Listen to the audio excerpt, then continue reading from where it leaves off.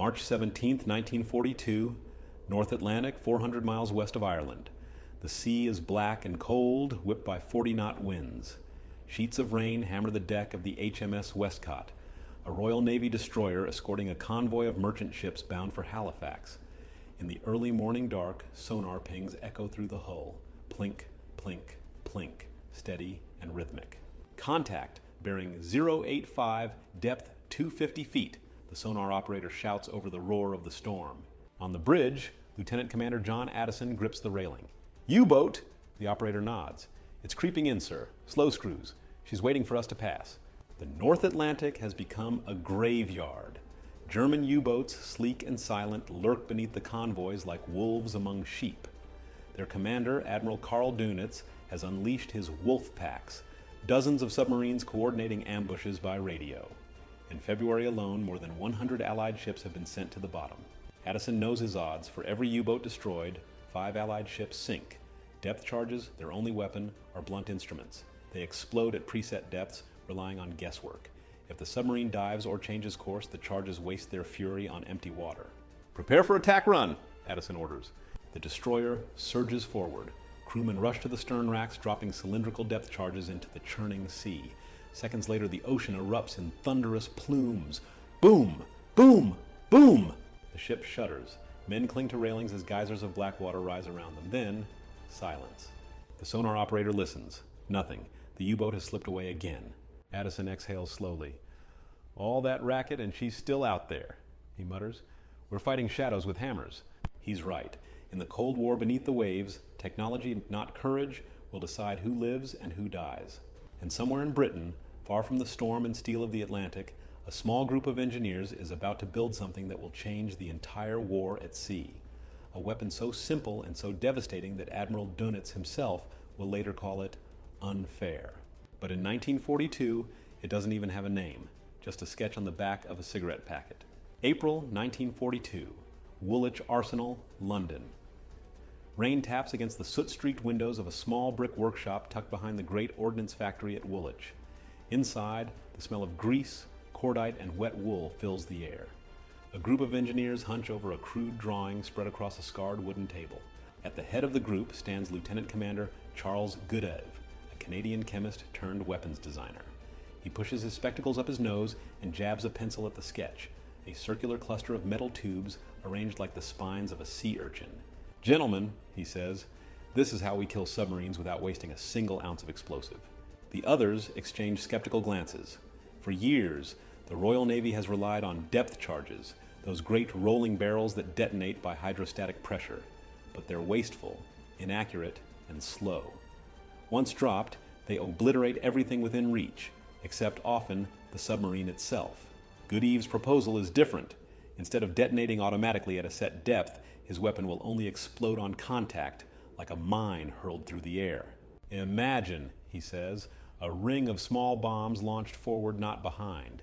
They'll fall in a pattern, cover an area the size of a football pitch. If even one hits the U-boat's hull," he taps the table, "boom." A young draftsman frowns. "But sir, if they don't explode unless they hit something, how will we know if we've sunk her?" Goodeve grins. "You'll know when you hear the crack come through the hull." The room is silent for a moment, then the men chuckle nervously.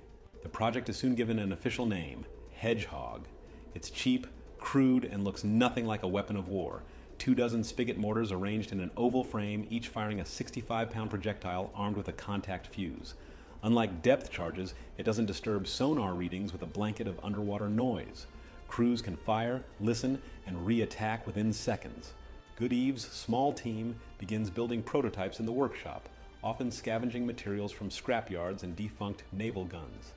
The first launcher is welded together from surplus piping and old bed frames.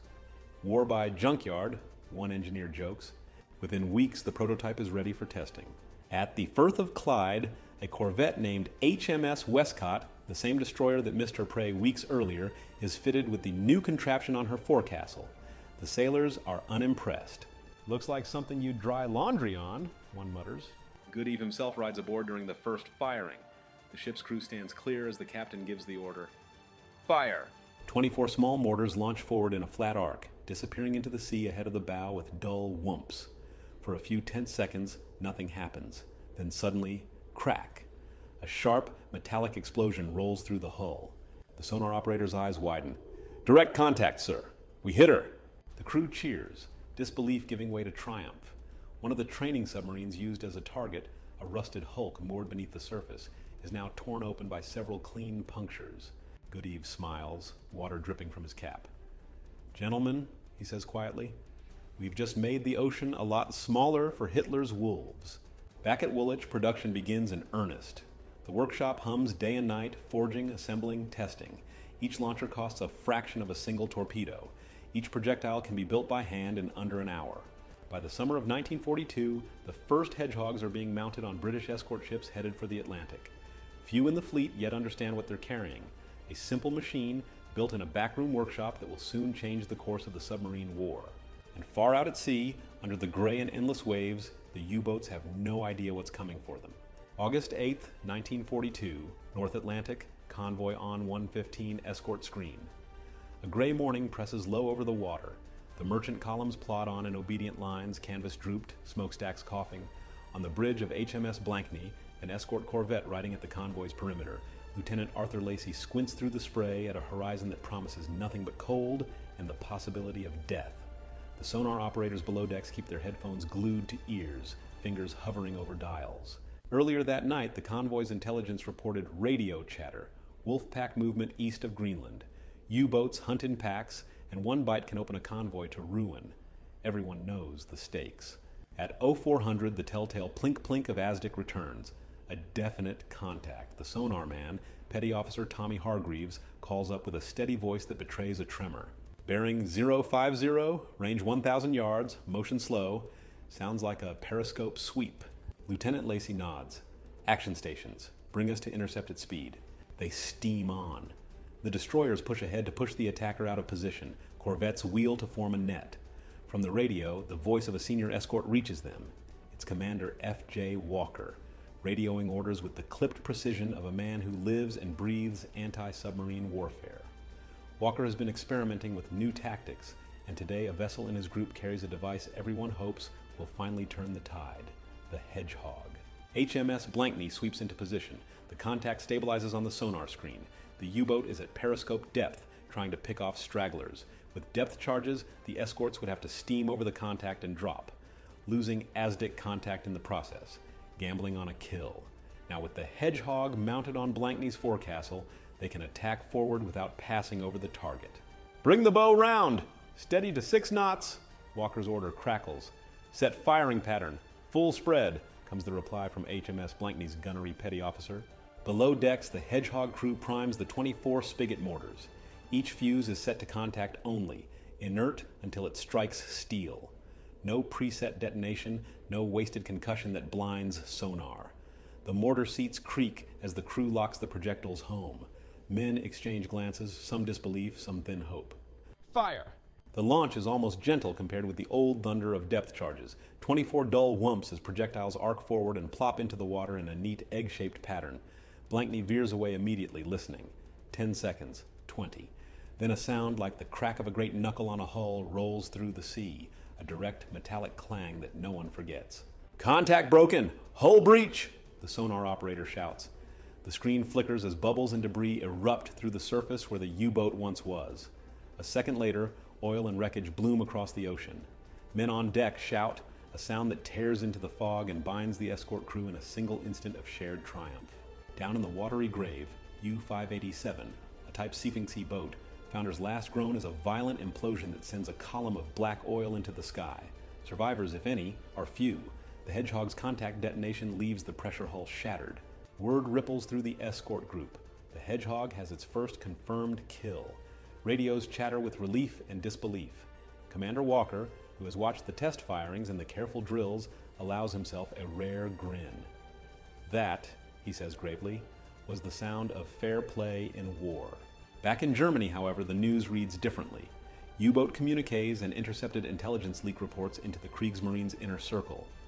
Admiral Dönitz studies the photographs of charred, punctured hulls and reads survivor statements with a face that hardens like iron. In his later memoirs, he will call the Hedgehog, the forward-firing contact-only mortar, an inhuman weapon, because it changes the calculus of survival for submarine crews. A single strike now means immediate catastrophic hull failure instead of a deep, survivable shock. But at that moment in August, the men aboard HMS Blankney and the escorts of convoy on 115 do not care for labels.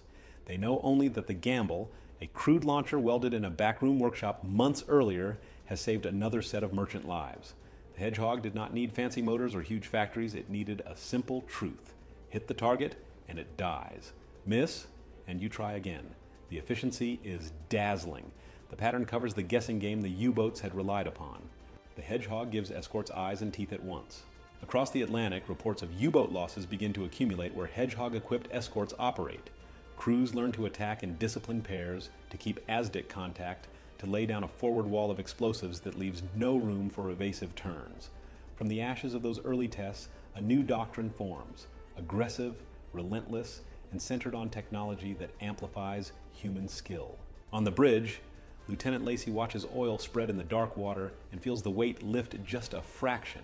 He thinks of the merchantmen he's sworn to protect, the grain ships, the tankers, the produce that would feed a nation through wartime winter.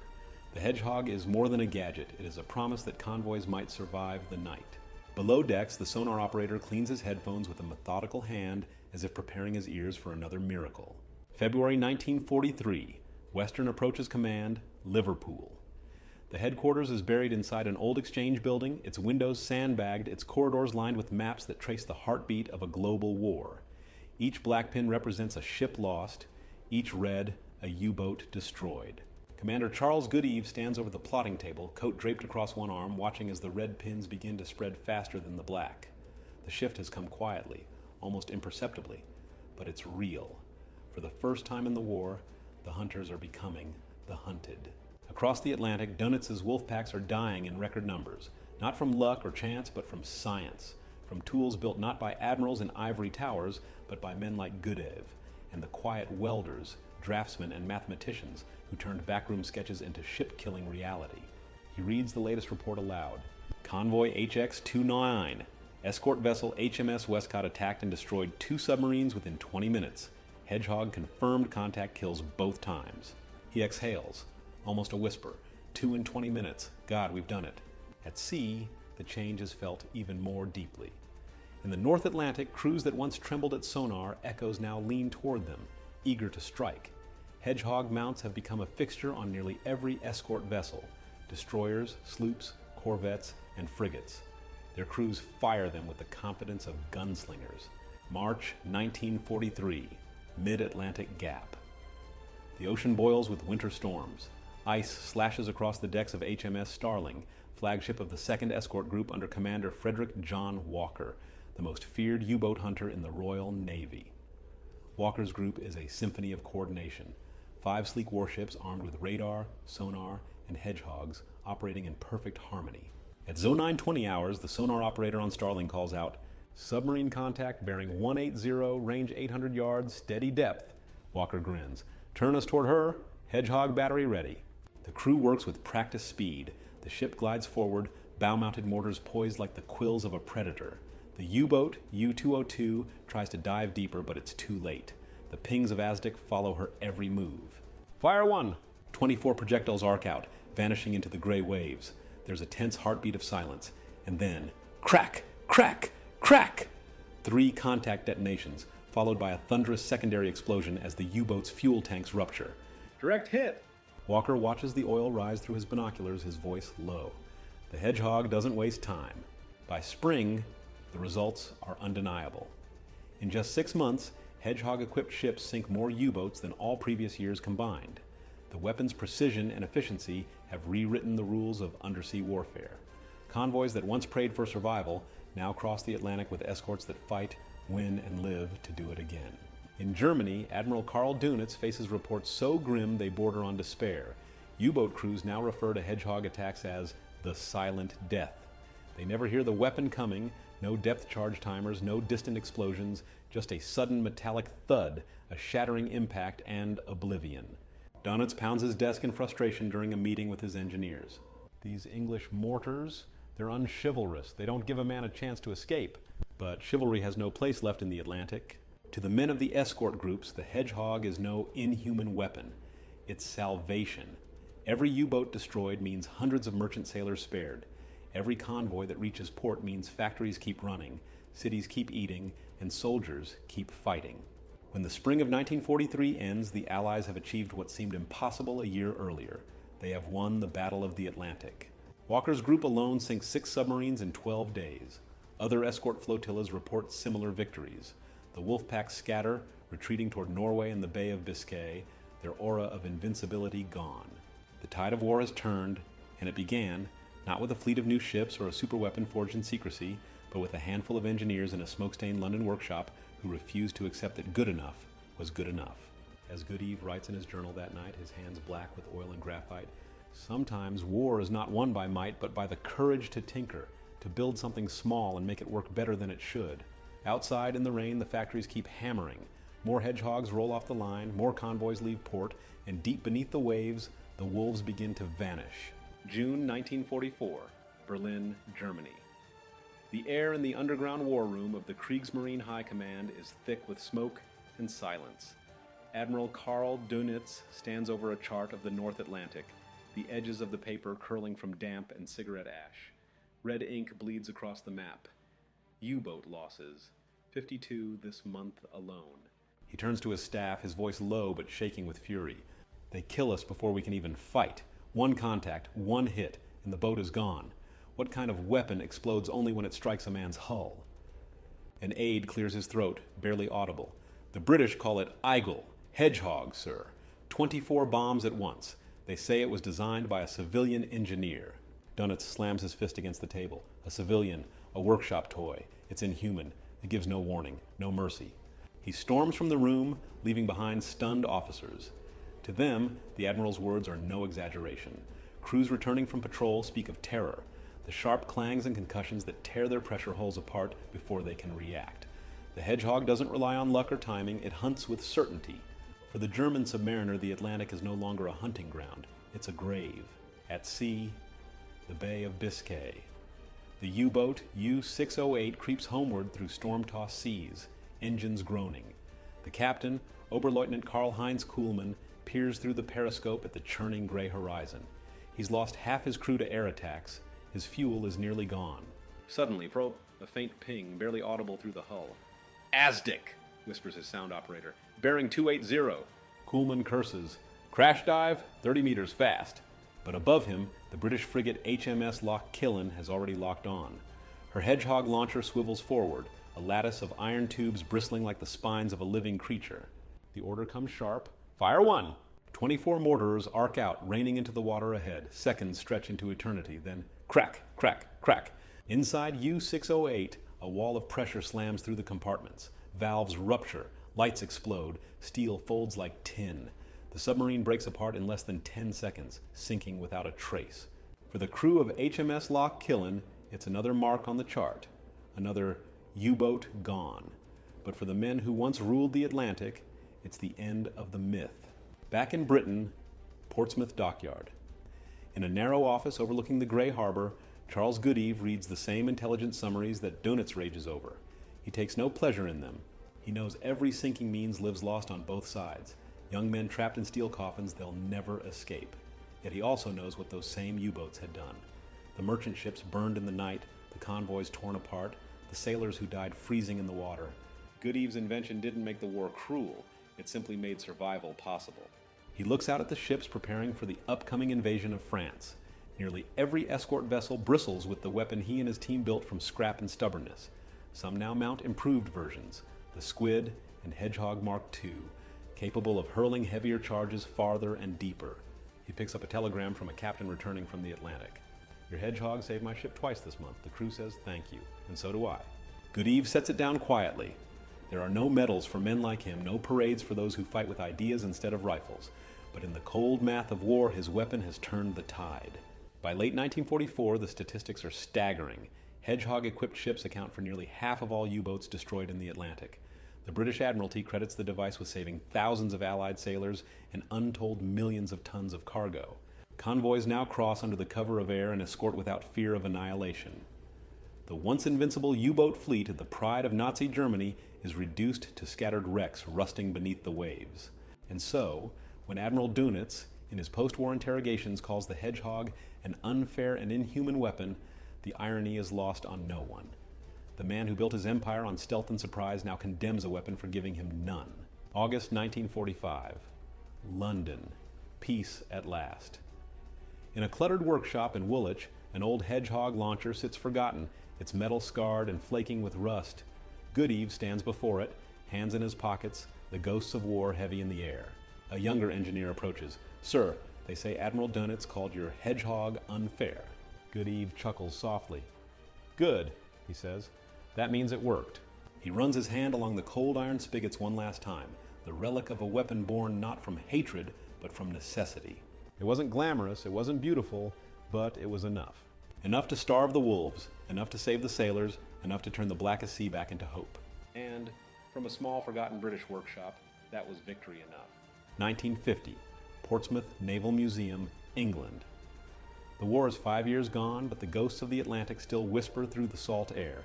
In a quiet corner of the Naval Museum, under a single hanging lamp, sits an old and weathered Hedgehog launcher, its tubes capped, its paint flaking away. The placard beneath it reads simply, Hedgehog, 24-barrel anti-submarine projector, designed 1942, credited with turning the tide of the Battle of the Atlantic. Children wander past it without understanding what it once meant. But for the gray-haired veterans who stop to look, the silence says everything. Commander Arthur Lacey, now retired, runs his fingers along the cold steel. He can still hear it, the muted thump of the mortars leaving the bow, the split second of quiet before the distant crack beneath the sea. That sound, sharp and clean, was the difference between death and survival. He remembers the long nights on the North Atlantic, the frost on the decks, the smell of oil and cordite, the fear that came with every sonar ping. Before the Hedgehog, it had been chaos, guesswork, and luck. But after Goodeve's invention, the escorts had precision, a fighting chance. He whispers to no one in particular, "You gave us our edge, old girl. You gave us back the ocean." Meanwhile, Kiel, Germany. In the post-war years, the once proud U-boat pens lie in ruin. Massive concrete shelters still bear the scars of Allied bombs. The Kriegsmarine no longer exists. Its surviving officers live in quiet anonymity. Admiral Karl Dönitz, now a civilian, sits in his modest home outside Hamburg. Before him lies a stack of papers, his memoirs, still incomplete. He writes of tactics, of leadership, of sacrifice. But when he reaches the chapter on the Hedgehog, he pauses. His pen hovers over the page. He writes slowly, "The Hedgehog was the most efficient anti-submarine weapon of the war. It allowed the enemy to strike with precision and certainty. To my men, it was not war. It was execution." He stops. For a long moment he stares out the window toward the Baltic, the same waters where he once commanded his U-boats to glory. Then he sets his pen down and closes the notebook. Even he knows, deep down, that the ocean shows no mercy, only balance. The wolves had once ruled the deep. The Hedgehog had simply evened the hunt. 1960, Woolwich Arsenal, London.